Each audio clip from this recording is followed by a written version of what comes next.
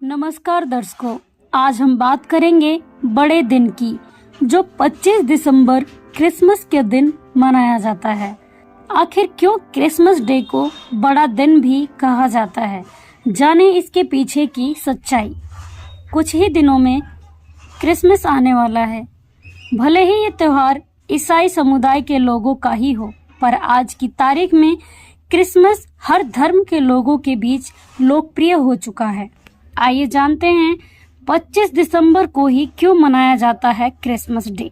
पहले इस त्योहार को सिर्फ ईसाई समुदाय के लोग मनाया करते थे, पर अब ये त्योहार हर देश में सभी समुदाय के लोगों के द्वारा मनाया जाता है।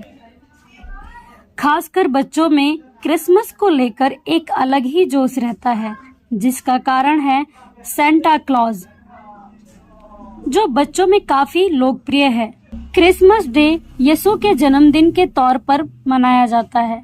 बहुत पहले ईसाई लोग ईसा मसीह के जन्मदिन को नहीं मनाया करते थे।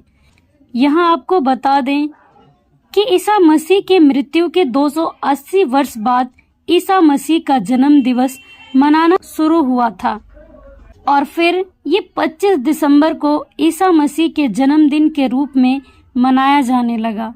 हालांकि यीशु किस दिन पैदा हुए इसका जिक्र पवित्र बाइबल में कहीं भी नहीं किया गया है। क्रिसमस को बड़े दिन के नाम से भी जाना जाता है। इसके पीछे कारण यह है कि यूरोप में कुछ लोग जो ईसाई समुदाय से नहीं थे, वे सूर्य के उत्तरायण के मौके को त्योहार के रूप में 25 दिसंबर को मनाया करते थे। माना जाता था कि 25 दिसंबर से बड़ा दिन होना शुरू हो जाता है, इसलिए इस तारीख को सूर्य के पुनर्जन्म का दिन माना जाता था। कहा जाता था कि इसी वजह से ईसाई समुदाय के लोगों ने भी 25 दिसंबर को यीशु का जन्मदिन मनाने के तौर पर चुना और इस दिन क्रिसमस मनाने लगे। इससे पहले ईस्टर ईसाई समुदाय के लोगों का प्रमुख त्योहार था। अब जानते हैं कि आखिर कौन है सेंटा क्लॉज।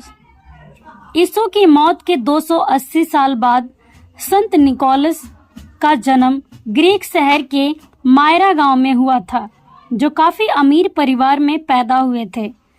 संत निकोलस अपनी दयालुता और उदारता के लिए जाने जाते थे, जो हमेशा गरीब लोगों की मदद किया करते थे।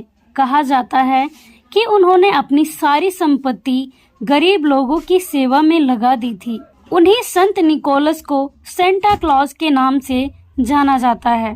सेंट निकोलस के गुप्त उपहार देने की आदत ने सेंटा क्लॉज के काल्पनिक मॉडल को जन्म दिया, जो क्रिसमस पर बहुत चर्चित रहता है। क्रिसमस एक ऐसा त्योहार है जिसे पूरी दुनिया में मनाया जाता है और इसे बड़ा दिन भी कहते हैं। तो आइए जानते हैं इस त्योहार से जुड़ी कुछ खास बातें और। हजरत ईसा से पवित्र ईसाई धर्म की स्थापना हुई। ईसा मसीह के नियमों पर चलने वाले भक्त आत्मा ईसाई कहलाए तथा पवित्र ईसाई धर्म का उत्थान हुआ। ईसा मसीह का जन्म एक देवता से हुआ। ईसा मसीह की पूज्य माता जी का नाम मरियम तथा पूज्य पिताजी का नाम यूसुफ था, परंतु मरियम को गर्भ एक देवता से रहा था। इस पर यूसुफ ने आपत्ति की तथा मरियम को त्यागना चाहा, तो स्वप्न में फरिश्ते ने ऐसा न करने को कहा तथा यूसुफ ने डर के मारे मरियम का त्याग न करके उसके साथ पति पत्नी रूप में रहे। देवता से गर्भवती हुई मरियम ने ईसा को जन्म दिया। ईसा जी भगवान नहीं थे, वह तो एक ईश्वर की भक्ति बताते थे। हजरत ईसा जी को पूर्ण परमात्मा सत्यलोक से आकर मिले तथा एक परमेश्वर का मार्ग समझाया। इसके बाद ईसा जी एक ईश्वर की भक्ति समझाने लगे। लोगों ने बहुत विरोध किया। बीच बीच में ब्रह्म काल के फरिश्ते हजरत ईसा जी को विचलित करते रहे तथा वास्तविक ज्ञान से दूर रखा। दर्शकों, हजरत ईसा जी पाप नहीं काट सकते।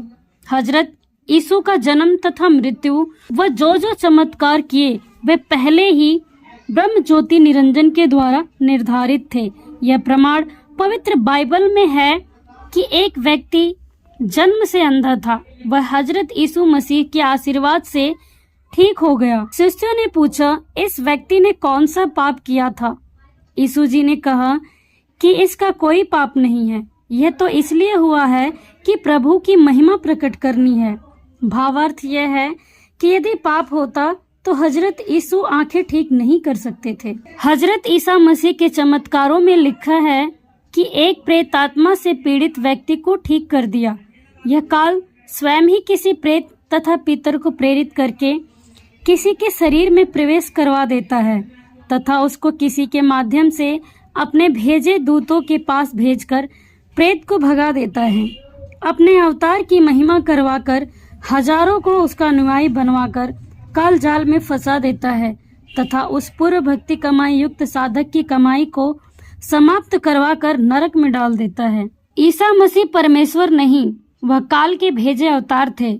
उनके द्वारा किए चमत्कार व उनकी मृत्यु पहले से निर्धारित थी। यह सब काल ज्योति निरंजन का सुनियोजित जाल था, जिस कारण उसके द्वारा भेजे अवतारों की महिमा बन जाए तथा आसपास के सभी प्राणी उस पर आसक्त होकर उसके द्वारा बताई ब्रह्म साधना पर अटल हो जाएं।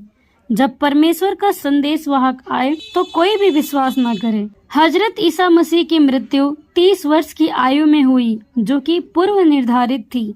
स्वयं ईसा जी ने कहा कि मेरी मृत्यु निकट है। परमेश्वर अमर है, लेकिन ईसा मसीह की मृत्यु हुई। हजरत ईसा मसीह की मृत्यु पूर्व निर्धारित थी। स्वयं ईसा जी ने कहा कि मेरे 12 शिष्य में से ही एक मुझे विरोधियों को पकड़वाएगा। एक ईसा मसीह का खास यहूदा एक सरौती नामक शिष्य था, जिसने 30 रुपए के लालच में अपने गुरुजी को विरोधियों के हवाले कर दिया। पुण्यात्मा ईसा मसीह जी को केवल अपना पूर्व निर्धारित जीवन काल प्राप्त हुआ, जो उनके विषय में पहले ही पूर्व धर्म शास्त्रों में लिखा था। मत्ती रचित समाचार पृष्ठ 1 पर लिखा है कि याकूब का पुत्र यूसुफ ही मरियम का पति था।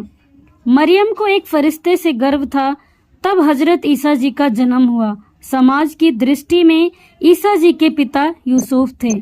ईसा जी की मृत्यु बाद परमेश्वर प्रकट हुए। ईसा जी को क्रश करने के बाद पूर्ण परमेश्वर कबीर साहब ईसा जी का रूप धारण करके अनेकों जगह प्रकट होकर शिष्यों को दिखाई देने लगे। यदि परमेश्वर नहीं आते तो ईसा जी को पूर्व चमत्कारों को देखते हुए ईसा जी का अंत देखकर कोई भी व्यक्ति भक्ति साधना नहीं करता, नास्तिक हो जाते। पवित्र बाइबल में लिखा है कि जीसस के शरीर छोड़ने के बाद कोई अन्य मसीहा विश्व में आएगा, जो विश्व में शांति स्थापित करेगा। वह कोई और नहीं, जगत गुरु तत्वदर्शी संत रामपाल जी महाराज जी ही है।